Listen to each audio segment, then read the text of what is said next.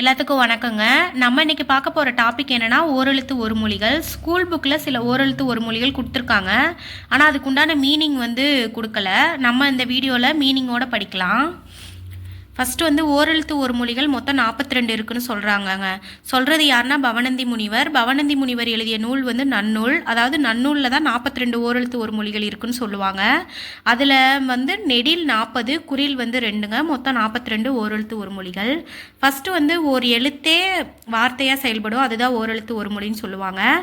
உயிரெழுத்தில் மொத்தம் 6 ஓரெழுத்து ஒரு மொழி இருக்குங்க.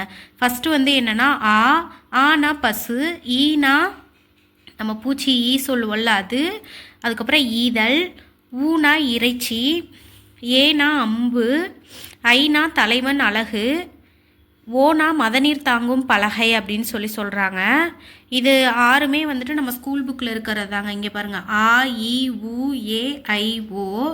இதுக்குள்ளே எல்லாத்துக்குமே மீனிங்கோடு நம்ம படிக்கலாம்.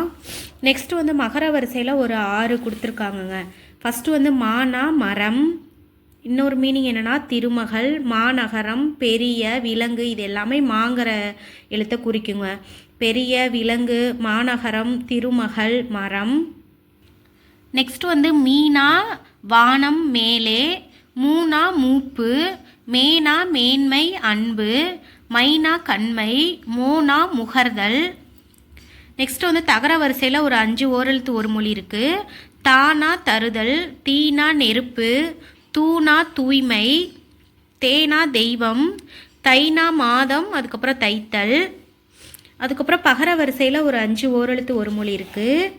பானா பாட்டு, பூனா மலர், பேனா மேகம் அச்சம், பைனா இளமை கைப்பை, போனா போர்னு சொல்கிறோம்ல அது. நெக்ஸ்ட்டு நகர வரிசையில் ஒரு 5 இருக்குங்க. நானா நாக்கு, நீனா முன்னிலை, முன்னாடி இருக்கவங்கள சொல்லுவோம்ல நீ அது, நேனா அன்பு அதாவது நேசம். நெக்ஸ்ட்டு நைனா இழிவு சிதைவு, நோனா வறுமை, அப்புறம் இன்னொரு மீனிங் துன்பம். ககர வரிசையில் 4 இருக்குது. கானா சோலை காடு, கூனா பூமி, அதுக்கப்புறம் கூவுதல், 2 மீனிங் இருக்குது. கைனா ஒழுக்கம் ஒரு மீனிங். நெக்ஸ்ட்டு உறுப்பு, நம்ம நார்மலாக கை. கோனா மாடு தெய்வம் அரசன், இது 3மே வருங்க. கோனா மாடு தெய்வம் அரசன். நெக்ஸ்ட்டு சகர வரிசையில் ஒரு 4 இருக்குங்க. சானா சாதல், சீனா இகழ்ச்சி சீல், அதாவது புண்ணு பட்டா வரும்ல அது அந்த சீல். சேனா உயர்வு எருது, சோனா மதில்.